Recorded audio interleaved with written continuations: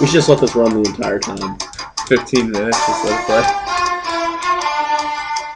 Hi everyone, I'm Skyler Eckenrode. And I'm Tim Hoffman, and this is Tim and Skinny after cleaning 3A22. It looks beautiful, by the way. Great job today, guys. Thank you. All right, so starting off our countdown this week, taking those. It's been a duke all year for that bottom spot. Keebler's winning it this week, though. Number 10, Keebler falls one spot, dethrones Smitty. Keeb, you're now 4-4 following your embarrassing loss, 80-71 to Burt. By the way, Keeb, just to rub it in, you got the TBM, the total Burt move of the week, against Burt, mind you, after dropping Nick Foles, who put up 23 points this week. You rolled with Joe Flacco, out of all people, who put up 4 points. That's a 19-point difference, which would have given you a 10-point victory over Burt had you played Nick Foles, like everyone in their right mind would have. But, Keeb, I guess it wasn't all bad, because if you look at it, Joe Flacco does have 2 entire weeks this season over 20 points. Yeah! And one of them was against Tampa Bay, the worst team in the league. So, in reality, you didn't make that bad of a call. The odds of him going over 20 points is like 1 in 30. So, hey, you tried.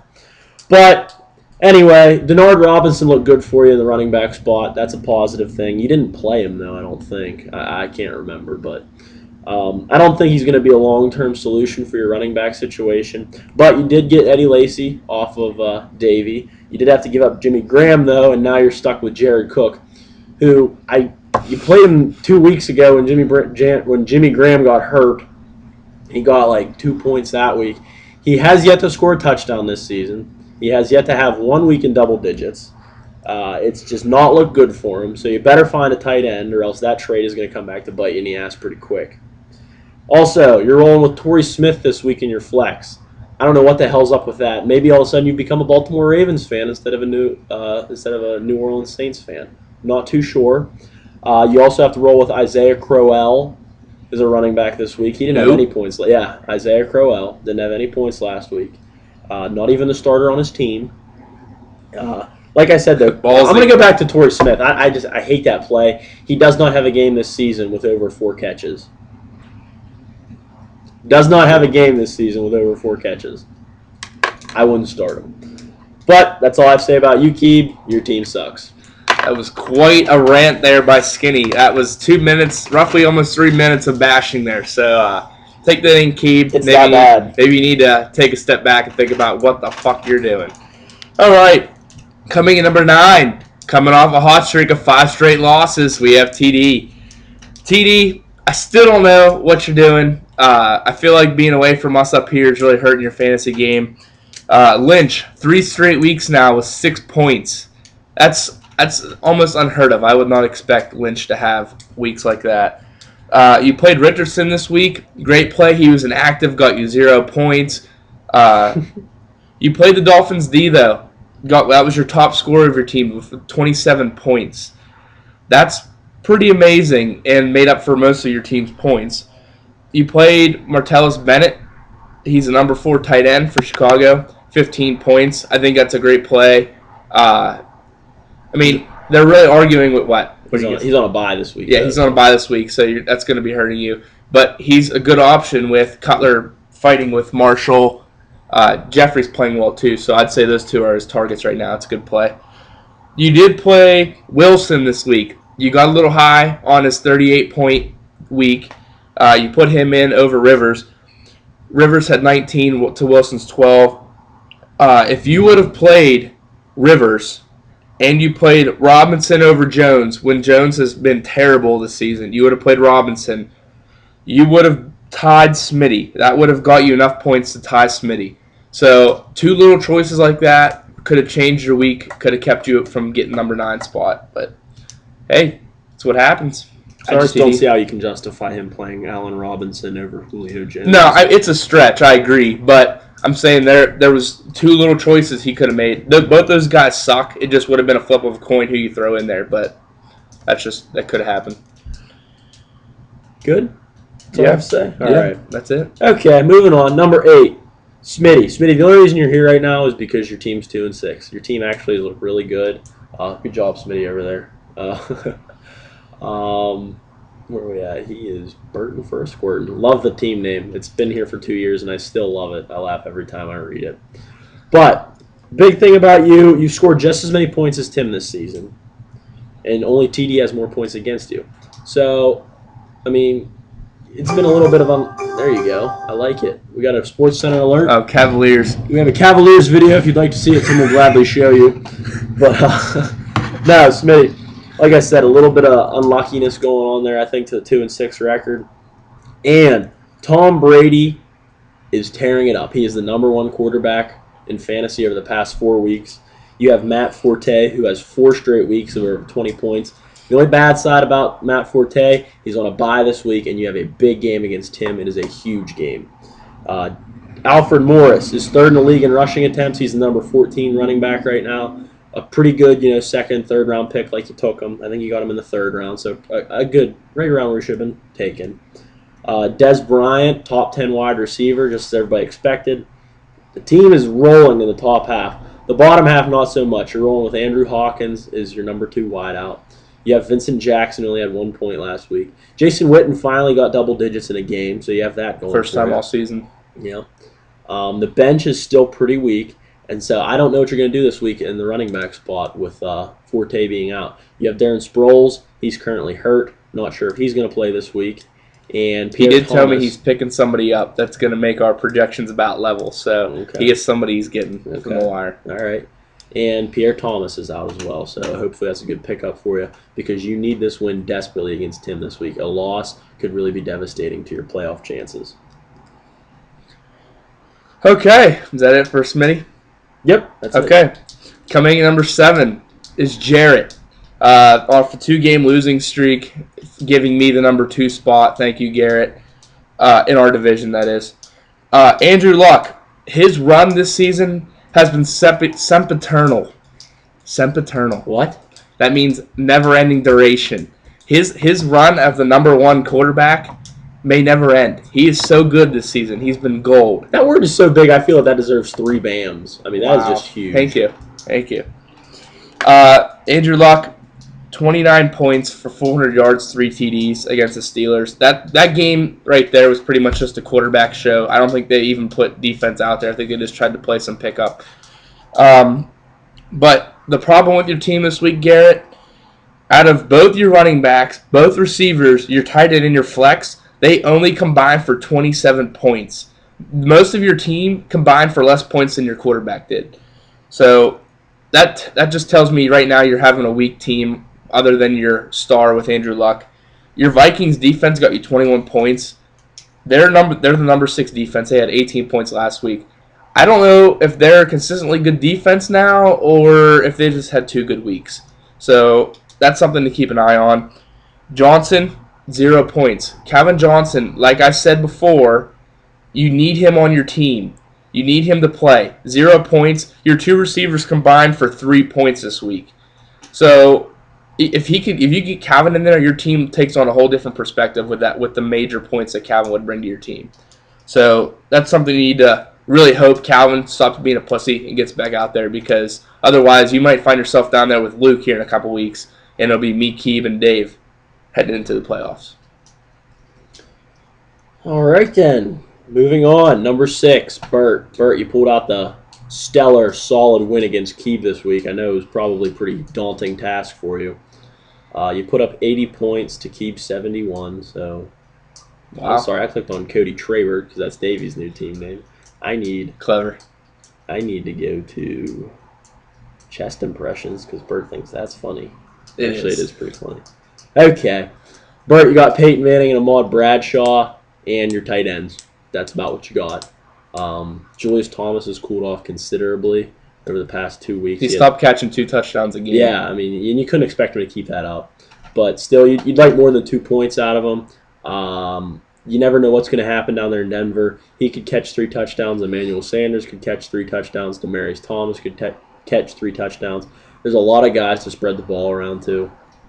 But luckily you have Peyton, so he helps a lot, number 3 quarterback. And like I said, Ahmad Bradshaw has 7 touchdowns this year, 5 of which are through the air.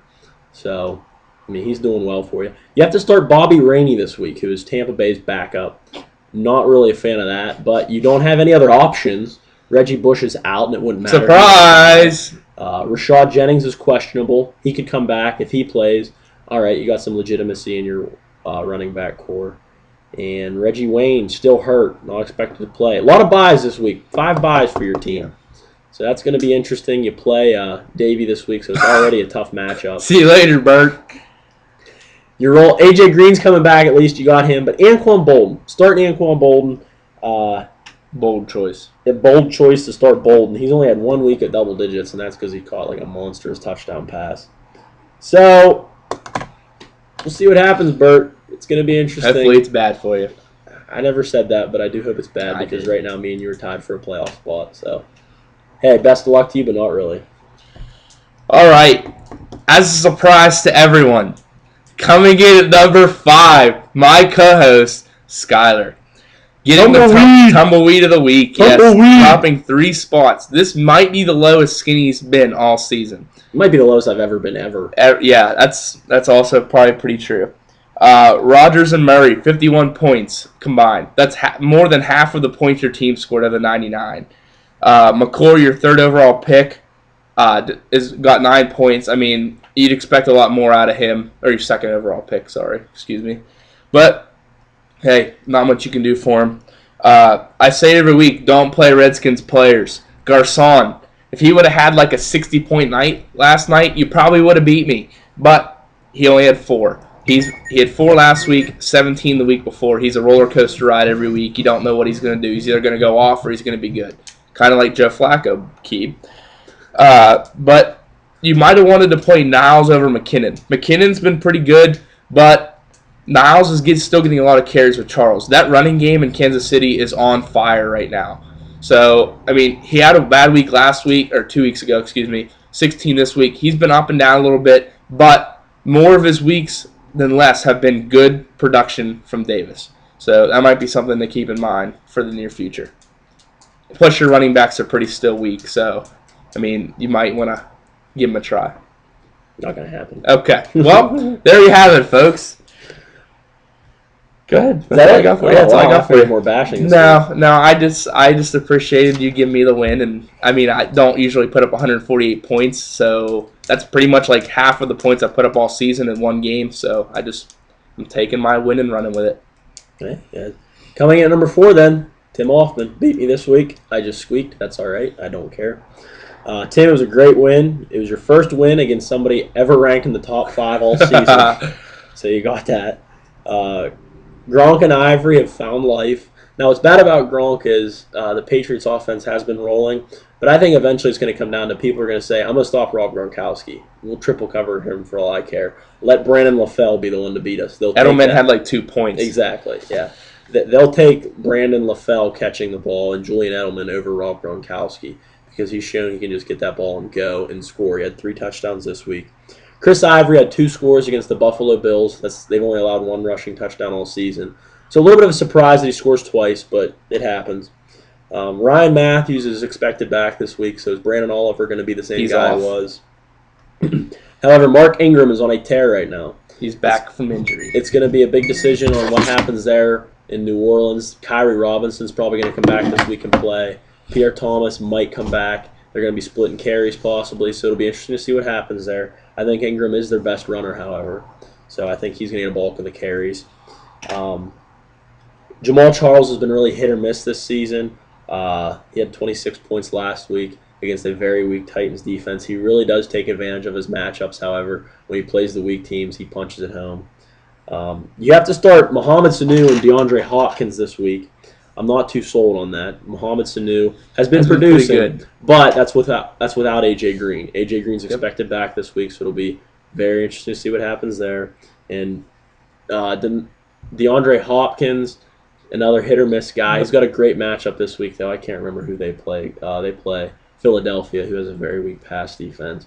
So you never know. That could work out for you. And you're also starting Ryan Tannehill. I hate Ryan Tannehill. I hate the Miami Dolphins. He's been playing well though. He's going to get for a backup quarterback. He's going to consistently get you 15 points. Yeah, I mean that's about it. I'm playing Luke though, so I'm pretty sure I can handle that this week. And you also still have Brandon Marshall, who is just shit in the bed. Yeah, he only hasn't caught a touchdown pass since week 4. When I didn't play him and he went off. So you got some bright spots, you got some holes. It's going to be a tough stretch for you to make the playoffs, but at least you play in a very shitty division. Yes, absolutely. So, all right, that's all I got. All right, coming in number 3, we got the Farmer, Beto. Beto, you get a win this week, 131 points. You play Garrett. Stafford, 23 points. I'm not going to tell you should have played Big Ben because I wouldn't have either, but would have helped. It wouldn't have mattered though. Brown and Sanders combined for 58 points. Those two, I don't think you can get that out of Sanders every week, but they looked really good this week for you. Kept Garrett out of reach.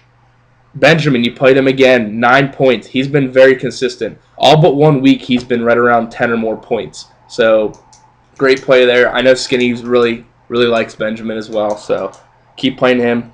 Your problem, though, is your tight end spot. Jordan Cameron, 4 points this week. I'm pretty sure last week he had 0 points, and he's been hurt before that. I don't know what you're going to do with that position because your backup is Heath Miller, who has been completely inconsistent. Ben either loves him 1 week and throws him a bunch of touchdowns, or he doesn't even look his way, really. So, I don't know what to tell you. You need to find something that you can put in your tight end spot because you're in a very tough division, and you can't afford to lose games because your tight end shit the bed. So, you're going to have to find something there. But your running backs combined for 14 points, your 2 starting running backs. So, I mean, beside your Adrian Peterson, you're really banking on him getting you all points. But it's, week 8? We just played week 8. You can't fucking have your running backs combined for 14 points. You're not going to win that way the whole season. So, find something there, Beto. I mean, if you don't, Skinny's going to come passing by you. And big matchup this week with me. Yeah. Excited for it. He's pissed off that he lost to a shit team like mine, so you better be ready because he's coming out of the gates firing. All right, then. Coming in at number 2, a little bit of a surprise to me, is Brent. Brent, I had you at number 1. Tim ranked you at number 2. We took the matchup victory against Davey. So, Brent, you get number 2 this week. You're 6-2 now. I still think you're the best team, like I said. Maybe not the best owner, however, because you are a co-TBM of the week. That's my decision, by the way. You played Tony Romo over Drew Brees. And I know you guys, Tony Romo's been on such a tear and he was playing Washington. Tony Romo and Drew Brees are their last 4 starts. Romo scored 80 points. Drew Brees scored 78 points. Neither one of them was on a tear, but they're very consistent. And yeah, Romo was playing the Washington Redskins, but Brees was playing at home, which he never loses at. Never. It's happened like probably 3 times in his career, I think. And it was prime time, which Drew Brees always thrives in. And guess what? He plays prime time this week against Carolina, who is a terrible defense too. So if you don't start Drew Brees this week, I might have to hit you with like a belt or something. Wow. I mean, that's just terrible. Wow. So Giovanni Bernard has been a little less productive for you. He's dealing with some rib issues since he took a shot from the Indianapolis Colts. He does have a good matchup this week, though. And your wide receiver depth, Brent, is just amazing. You have the number 2, number 4, number 6, number 10, number 16, and number 18 wideouts. I don't think Burt has a guy within the top 20 on his team. So the wide receiver depth is very impressive. And your running backs have to stay healthy, though, because you have Fred Jackson. He's your only other running back on your roster, and he is out right now. So if Bernard or Foster go down, which is very well possible, your team takes a major hit. That's it. Okay. And reclaiming, like Skinny said, the number 1 spot, we have Diggity Dave. Dave, you move up 2 spots this week. Great pickup on Foles. Keeb, you're a fucking dumbass for giving away Foles to Davey. Davey, that makes your team so much better. It really puts a gap between you and Keeb there. I don't see Keeb coming to challenge you for that spot. 27 points this week. Tate, Golden Taint, as I like to say, got 25 points this week. That's 2 straight weeks he's had 25 points. I don't know that he's going to keep getting that, but that's a good play there. T.Y. Hilton, 65 points in the last 3 weeks. He's been really well, playing really well. 31, then like 11, and then 22 this week. Playing really well. You got Jimmy Graham off of Keeb. That was the difference this week between you and Brent. Brent's tight end and Olsen, 1 point. Jimmy Graham, 11 points. Really helped you beat him. Bell and Ellington have been playing well. They combined for 26. You were saved, though, by the Tony Romo play. If he would have played Drew Brees with his 28, he would have beat you. So you're very lucky that worked out for you. You're 4-0 at home this season, so keep that thing going. Get that home field for the playoffs. Yep, 3-1 in our division, so keep going, Dave. All right, boys, that's it. It's been a little longer this week. We're up to 21 minutes, so I know they weren't that funny, but damn, we were just full of knowledge this week. So much knowledge. Definitely. All right, peace out, fags.